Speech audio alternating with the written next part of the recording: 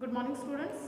आज हमारा कल मैंने आपको सिलेबस सेंड किया था, उम्मीद है कि आपने वो नोट किया होगा। आज हमारा पेपर फर्स्ट करेंगे होम साइंस का, जिसका नाम है फूड एंड न्यूट्रिशन।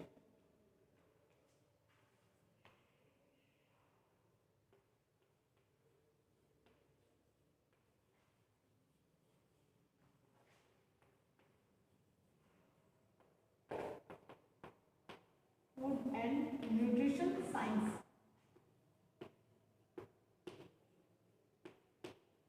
जिसे हिंदी में कहते हैं आहार एवं पोषण विज्ञान।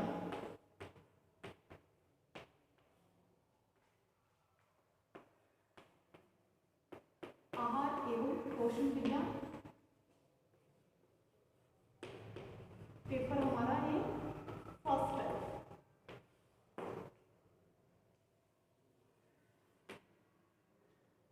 अब हम इसमें सबसे पहले बात करते हैं कि आहार किसे कहते हैं, पोषण किसे कहते हैं, इनकी बात करते हैं।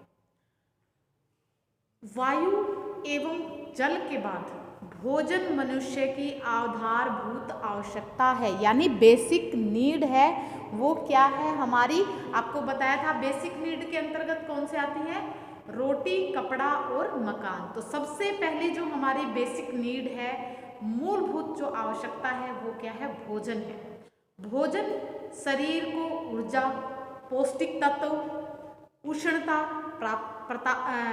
प्रदान करता है, जिससे शरीर की जो भी विभिन्न शारीरिक एवं मानसिक क्रियाएं संपन्न होती हैं। शरीर की वृद्धि और विकास के लिए, तंतुओं की मरम्मत के लिए, रोगों से रक्षा के लिए और उनके नियंत्रण एवं प्रजनन कार्यों के लिए भोजन अति आवश्यक है। भोजन में वे सभी पोषक तत्व पर्याप्त मात्रा में विद्यमान रहते हैं जो शरीर के सभी कार्यों को संपन्न करते हैं। अतः जीवित प्राणी पोषक का ही उत्पादक रूप है। मनुष्य को स्वस्थ रहने के लिए लगभग 45 प्रकार के पोषक तत्व की आवश्यकता होती है। कुछ भोज्य पदार्थ ऐसे होते हैं जिनमें सभी पोषक तत्व विद्यमान रहते हैं और वे शरीर के सभी कार्यों को संपन्न करते हैं, जबकि कुछ भोज्य पदार्थ केवल एक या दो ही शरीर क्या करते हैं, पोषक तत्व उनके अंदर विद्यमान रहते हैं। जैसे कि दूध एवं चीनी की बात करते हैं।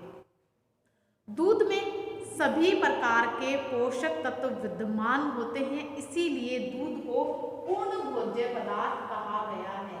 दूध को कंप्लीट फूड कहा गया है, पूर्ण भोज्य पदार्थ कहा गया है, क्योंकि इसके अंदर सभी पोषक तत्व विद्यमान रहते हैं। मिल्क क्या है, एक कंप्लीट फूड है। चीनी में जो हमारी चीनी है, चीनी में सिर्फ क्या होता है, एक ही पोषक तत्व होता है, वो क्या होता है, कार्बोहाइड्रेट होता है।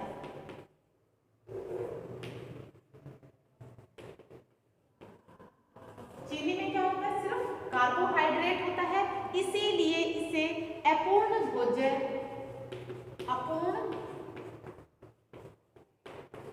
भोज्य पदार्थ कहा गया है। तो ये भोजन के ऊपर डिपेंड करता है कि उसमें कितने प्रकार के पोषक तत्व विद्यमान है। एक आप दूध की बात करते हैं जो कंप्लीट फूड है, एक चीनी है जिसके अंदर सिर्फ एक ही पोषक तत्व विद्यमान रहता है, जिसे क्या कहते हैं, अपूर्ण भोज्य पदार्थ कहते हैं। और यह ऊर्जा का कार्य करता है। शरीर को चीनी है वो ऊर्जा देने का करता है और ये ऊर्जा प्रदान करने का कार्य करता है। तो शरीर को स्वस्थ बनाए रखने के लिए भोजन अत्यंत आवश्यक है। परंतु हमारे मस्तिष्क में प्रश्न उठता है, जो बार बार उठता है, कि हम क्या खाएं, किसे कितना खाएं, कितनी मात्रा में खाएं, क्या उनमें वे सभी पोषक तत्व विद्यमान है जो हमारे शरीर की आवश्यकताओं की पूर्ति के लिए आवश्यक है। इसीलिए हमें आहार तथा पोषण, फूड एंड न्यूट्रिशन के मौलिक सिद्धांतों की जानकारी होना अति आवश्यक है, ताकि हमें अपनी दैनिक आहार, डेली जो डाइट है, उसमें उनको सम्मिलित कर सके। हमारा उद्देश्य सिर्फ चटपटे एवं स्वादिष्ट भोजन करने से नहीं, बल्कि हमारा आहार है वो बैलेंस्ड होना चाहिए, संतुलित होना चाहिए तथा उसमें सभी पोषक पदार्थ विद्यमान होने चाहिए, यानी सम्मिलित होने चाहिए, जो हमारे शरीर की आवश्यकताओं की पूर्ति कर सके। प्रत्येक संस्कृति की खान पान भोजन की आदतें अलग अलग होती हैं, जिसका जो मुख्य आधार विभिन्न स्रोतों से प्राप्त होने वाले भोज्य पदार्थों की उपलब्धता पर निर्भर करता है, जैसे अनाज, दालें, सब्जी, फल, तिलहन, सूखे मेवे, मांस, मछली, ये सारी चीजें। तो इनको अच्छा एवं उपयुक्त माना जाता है, जबकि दूसरी संस्कृति में इसका सेवन पूर्णतः निषेध एवं वर्जित माना जाता है। एक संस्कृति में तो इनको सबको अच्छा माना, लेकिन दूसरे में क्या है, इनको वर्जित मानते हैं। जैसे कि क्या करते हैं, इसी प्रकार एक ही परिवार में रहने वाले व्यक्तियों के आहार की रुचि एवं पसंद भी भिन्न भिन्न होती है। एक व्यक्ति अगर मीठा पसंद करता है तो दूसरा परिवार के जो दूसरे सदस्य हैं वो नमकीन एवं जो खटाई युक्त पदार्थ हैं, चीजें हैं, उनको खाना पसंद करते हैं। तो इसी प्रकार सभी की पसंद अलग अलग होती है। पोषण विज्ञान का जो महत्व है वो प्रथम विश्व युद्ध तक केवल वैज्ञानिकों और चिकित्सकों तक ही सीमित था, परंतु इसकी जो महत्ता है वो दिन ब दिन काफी बढ़ गई है। अपर्याप्त पोषण के कारण बच्चे, गर्भवती एवं स्तनपान करवाने वाली जो भी माताएं हैं वो माल न्यूट्रिशन यानी कुपोषण का शिकार होती हैं। उनमें शारीरिक और मानसिक दुर्बलताएं देखने को मिल रही हैं। शरीर जीर्ण एवं दुर्बल हो गया है। पाचन संबंधी अनेक प्रकार के रोग हो गए हैं। रोग प्रतिरोधक जो क्षमता है यानी इम्यूनिटी है वो कमजोर हो गई है, और इसलिए इम्यूनिटी सिस्टम कमजोर होने से, इम्यून सिस्टम कमजोर होने से कई बीमारियों का जो है वो शरीर है वो घर हो गया है। इसलिए कुपोषण से बचने के लिए भोजन अति आवश्यक है। अनेकों जटिल रासायनिक तत्व होते हैं इनके अंदर, ये तत्व ही शारीरिक वृद्धि और विकास में मदद करते हैं। अब हम बात करते हैं कि भोजन किसे कहते हैं, भोजन किसे कहा जाता है।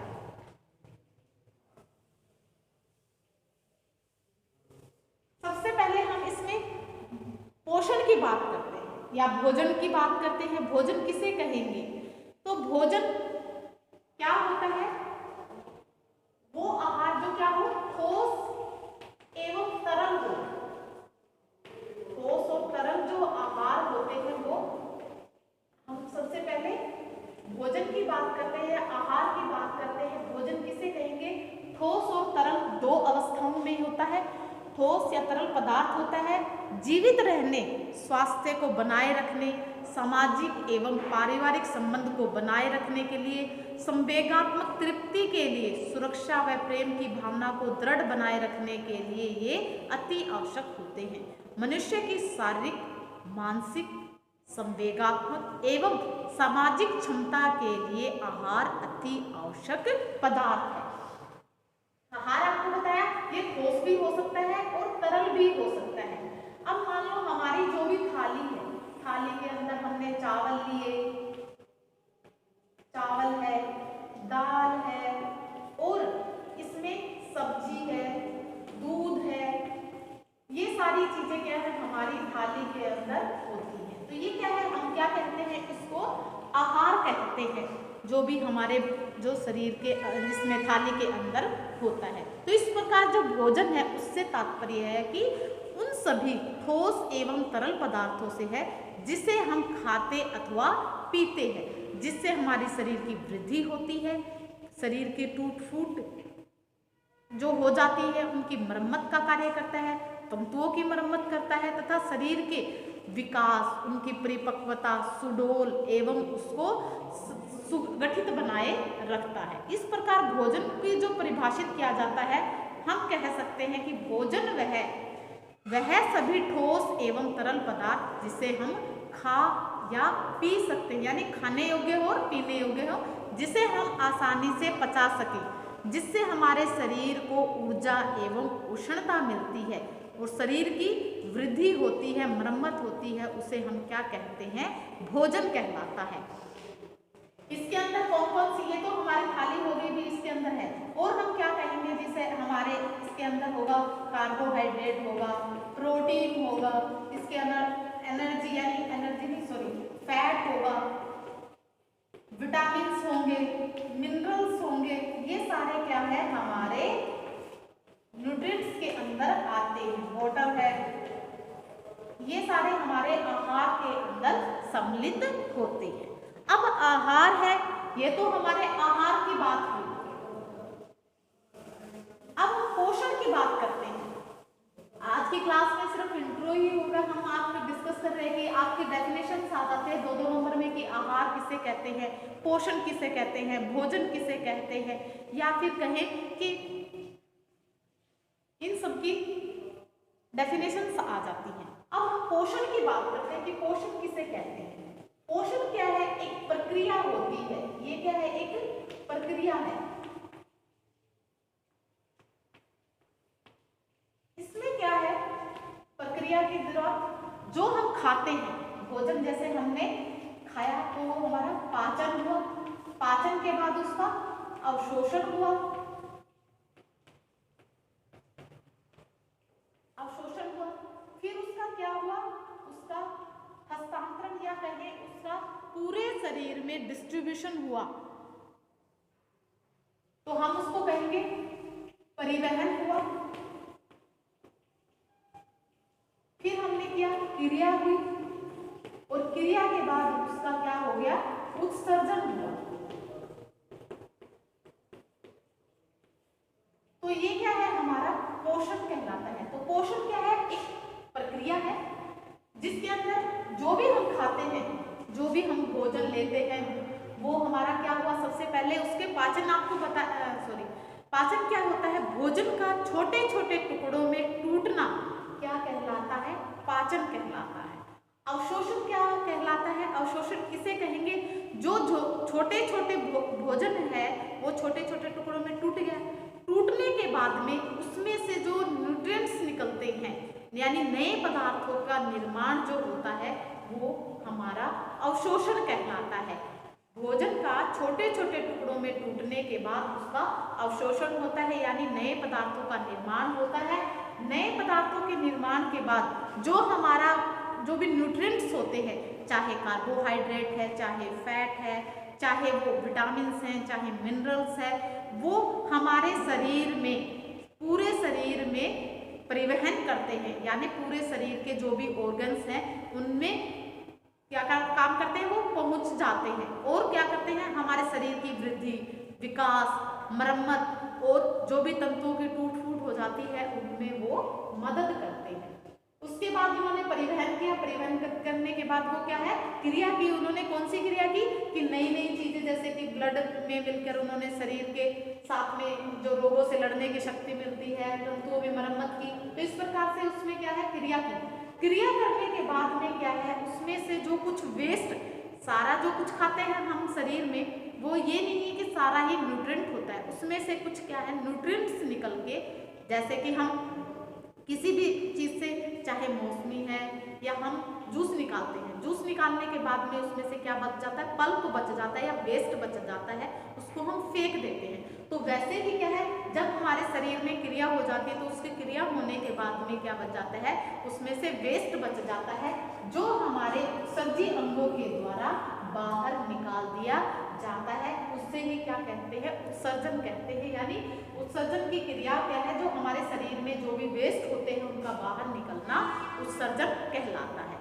तो ये क्या हुआ, पोषण क्या है, ये एक प्रक्रिया हुई जो हमारे शरीर में ये होती है। जो भी हम खाते पीते हैं वो, हम ये नहीं है कि कार्बोहाइड्रेट, फैट, ये हमारा पोषण नहीं है, इनको हम पोषण नहीं कहेंगे, बल्कि ये एक क्रिया है। तो क्या कहेंगे, D.F. टर्नर ने एक डेफिनेशन दी है। उन्होंने, D.F. टर्नर है,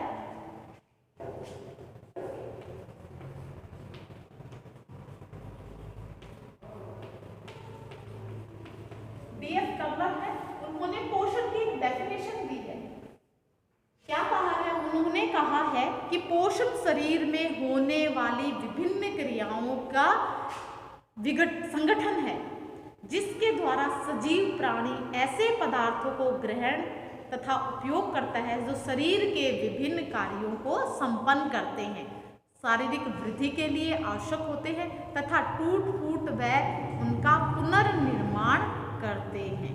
इसी प्रकार एक डेफिनेशन और है जो किसने दी है, सुधा नारायण के अनुसार उन्होंने कहा है, जिन सूक्ष्म रासायनिक प्रक्रियाओं के द्वारा आहार का पाचन, अवशोषण तथा संग्रह के बाद उसका उपयोग शरीर द्वारा होता है उसे पोषण कहते हैं। एक बात और भी है कि जब हमारी क्रिया के बाद में कुछ क्या हो जाते हैं, कुछ एक्स्ट्रा न्यूट्रिएंट्स भी होते हैं, पोषक तत्व होते हैं जो हमारे शरीर में स्टोर हो जाते हैं।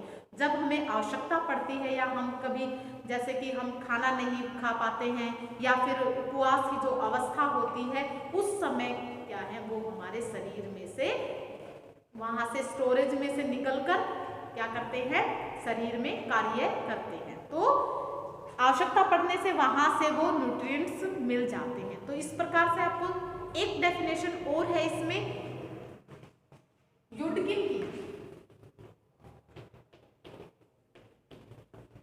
यूडकिन है, इन्होंने क्या कहा है पोषण के बारे में, इन्होंने कहा है पोषण मनुष्य एवं उनके बीच का संबंध होता है।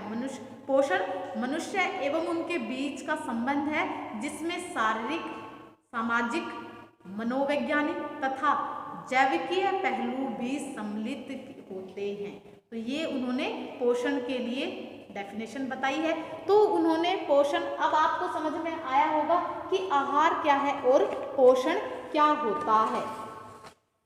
तो हम इस प्रकार जो भी परिभाषाएं हैं पोषण की परिस्थिति, पोषण है वो मुख्य, पोषण की मुख्य दो स्थितियां होती हैं।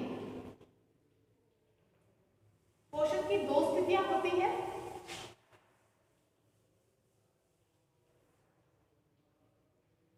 सुपोषण या उचित पोषण। सुपोषण या उचित पोषण, ये तो एक हो गया। दूसरा हमारे इसके अंदर आ जाएगा कुपोषण।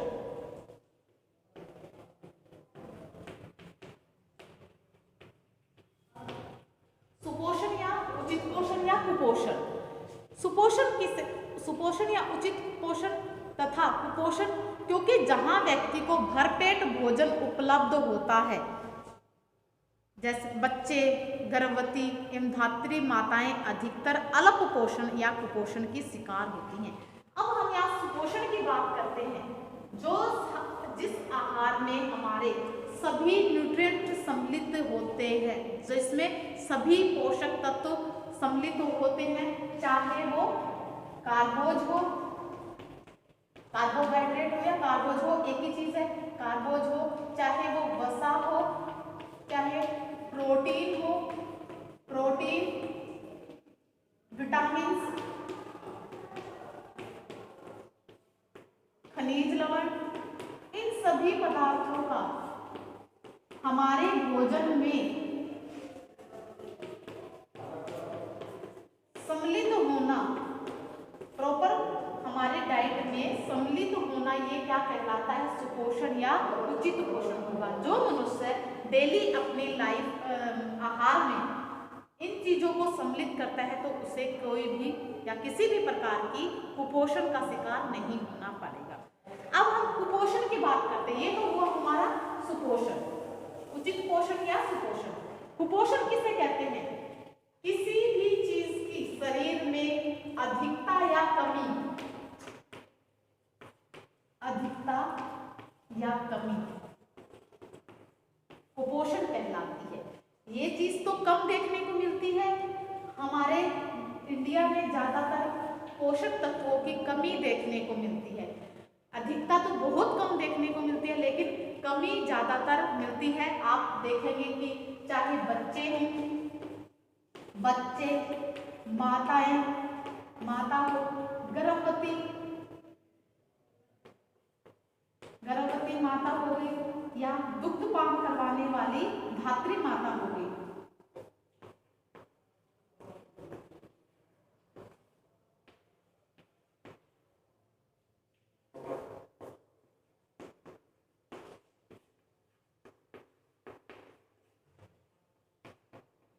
लैक्टेटिंग मदर, चाहे बच्चे, माता, गर्भवती स्त्री और दुग्ध पान करवाने वाली जो माताएं हैं वो कुपोषण का शिकार मिलती है, यानी उनमें चीज़ों की जो भी न्यूट्रिएंट्स होती हैं उनकी कमी ज़्यादा देखने को मिलती है, अधिकता तो बहुत कम देखने को मिलती है। तो हमारे आहार में किसी की भी आवश्यकता से अधिकता या कमी के कारण कुपोषण, उसको क्या कहा जाता है, कुपोषण कहा जाता है। जब हमारे आहार में किसी एक वस्तु की अधिकता होती है और बाकी की कमी होती है तो क्या है, वो उसके एक जो वस्तु अधिक है उसके अधिकता के शिकार हो जाएंगे और जो कमी है उसमें, तो इन दोनों को मिलाकर क्या कहलाता है, ये कुपोषण कहलाता है, कुपोषण का शिकार हो जाते हैं। तो हमारे इंडिया में आपको बताया कि कुपोषण के शिकार अधिक होते हैं।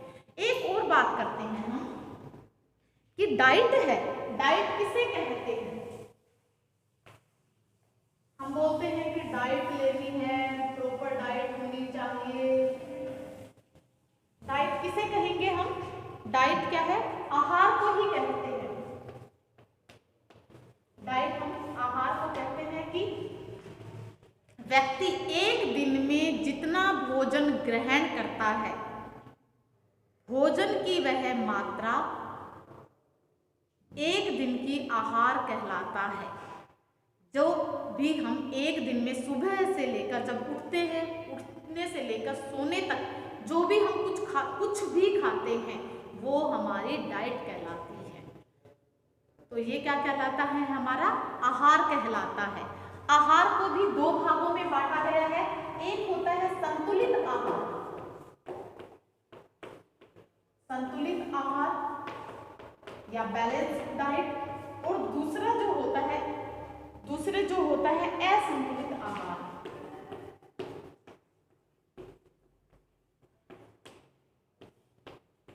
बैलेंस्ड और अनबैलेंस्ड डाइट इसको कहते हैं, संतुलित आहार या असंतुलित आहार कहा जाता है। संतुलित आहार वह होता है जिसमें पर्याप्त मात्रा में सभी पौष्टिक तत्व, जिसके अंदर पर्याप्त मात्रा में सभी पौष्टिक तत्व कौन कौन से होंगे, इसके अंदर कार्बोहाइड्रेट, फैट, प्रोटीन, मिनरल्स और इसके अंदर आपको पता है विटामिन्स हो गए, वाटर हो गया और फाइबर्स हो गए।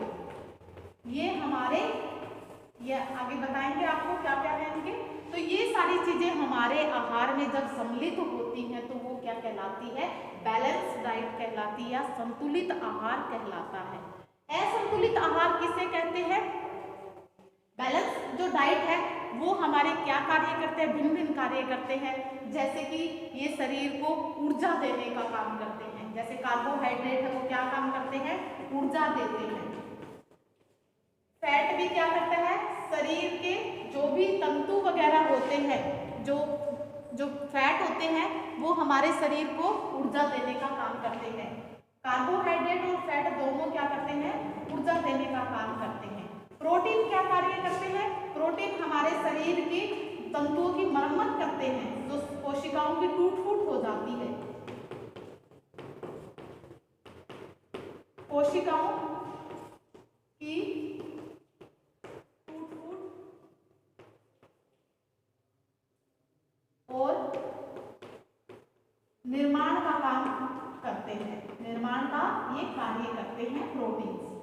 मिनरल्स और जो विटामिन्स होते हैं, मिनरल्स क्या काम करते हैं, विटामिन सभी प्रकार की जो जटिल रासायनिक क्रियाएं होती हैं उनके अंदर भाग लेता है तथा शरीर की समस्त क्रियाकलापों के भरण पोषण एवं वृद्धि के लिए आवश्यक होता है। जितनी भी जटिल रासायनिक क्रियाएं होती हैं, जटिल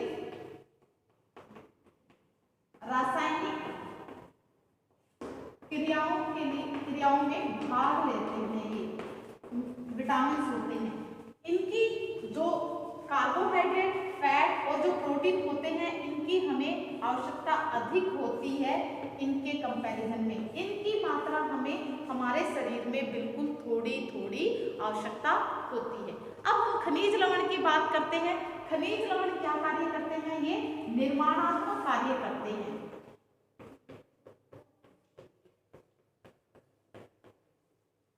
निर्माणात्मक कार्य करते हैं। निर्माणात्मक कार्य कौन से होंगे? जैसे अस्थि, हड्डियों, अस्थियों, दांतों, बालों, इनेमल,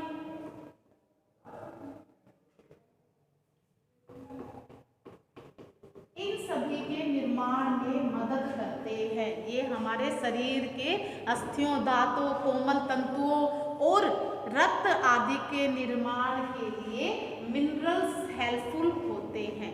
रेशे भोजन में जो हमारे फाइबर होते हैं, फाइबर की बात की, दोबारा से एक बार ये बता देती हूँ आपको। कार्बोहाइड्रेट और फैट क्या कार्य करता है? ऊर्जा देने का कार्य करते हैं ये दोनों। प्रोटीन क्या कार्य करता है? कोशिकाओं की टूट फूट और उनके निर्माण में मदद करता है, कोशिका इनकी वृद्धि और विकास में मदद करता है। और ये क्या करता है? शरीर में निरंतर प्रतिदिन नई नई कोशिकाओं के निर्माण के उनमें भी मदद करता है। विटामिन क्या कार्य करते हैं? शरीर में जो भी जटिल रासायनिक क्रियाएं होती हैं उनमें भाग लेता है। मिनरल्स क्या कार्य करते हैं? शरीर के निर्माणात्मक कार्यों में भूमिका निभाते हैं। चाहे अस्थियों की बात हो, चाहे कोमल तंतुओं की बात हो, चाहे रक्त निर्माण के लिए और दांतों के, बालों के इनेमल्स इत्यादि जो होते हैं उनके निर्माण की बात हो, तो हमारे मिनरल्स काम करते हैं। अब इसमें हमारा रह गया फाइबर क्या कार्य करता है और वाटर क्या कार्य करता है।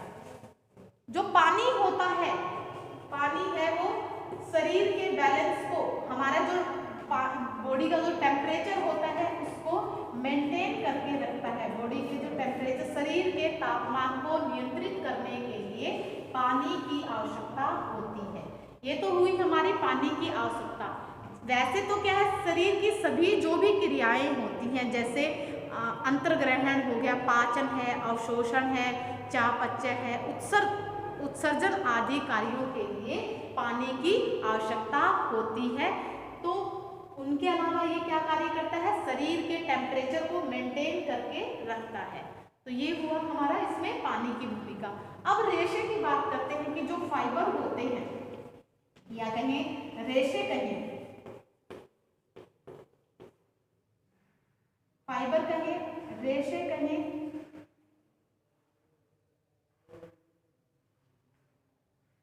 फाइबर और या रेशे, ये क्या कार्य करते हैं? रेशे भोजन के पाचन में सहायता करते हैं तथा आमाशय में जो कर्मानुकुंचन गति का कार्य करते हैं, जिससे भोजन आंतों में नहीं चिपकता है तथा सरलता से इसका पाचन हो जाता है। अगर हम आहार में रेशेयुक्त भोजन नहीं लेते हैं, रेशेयुक्त पदार्थ नहीं लेते हैं, यानी कि आप जैसे कि मैदा है, मैदा के अंदर क्या होता है कि इसके अंदर रेशे नहीं होते हैं, जिसकी वजह से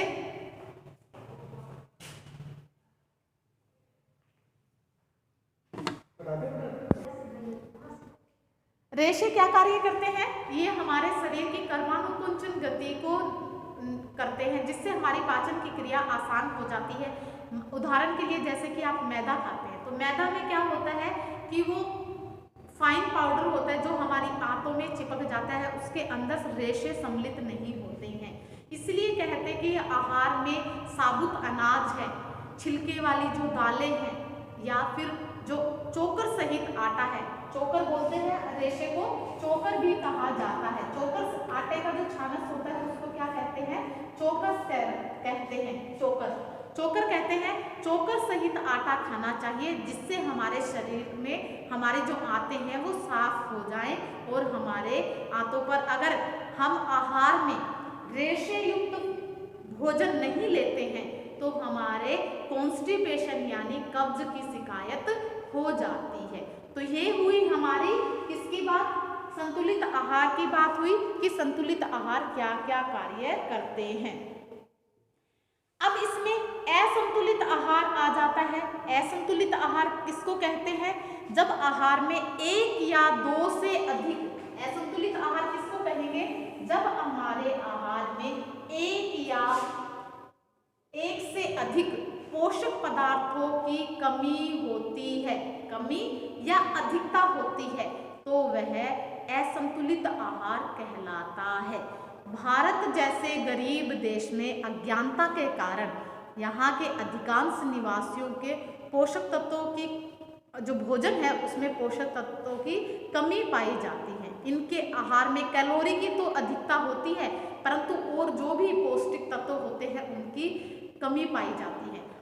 आप देखते हैं हमारे यहाँ पर ज़्यादातर खाने में क्या लेते हैं, अनाज, रोटी तो सभी खाते हैं, लेकिन उसके साथ जैसे कि दूध है, सब्जियां हैं, सब्जी भी एक ही प्रकार की खाते रहेंगे तो एक ही ले रहे हैं। ये नहीं है कि उसमें हरी पत्तेदार सब्जियां हैं और उसके अंदर पीली सब्जियां हैं, जड़ वाली सब्जियां हैं, या फिर कई प्रकार की जो सब्जियां हैं उनको सभी को सम्मिलित नहीं करते हैं। तो इस प्रकार से क्या हुआ, हमारे आहार में एक या एक से अधिक पोषक तत्व जो भी होते हैं उनकी कमी होना या अधिकता होना असंतुलित आहार कहलाता है। तो ये हुआ हमारा आहार की बात। तो आज के लिए हम इतना ही करेंगे, बाकी हम कल की क्लास में करेंगे।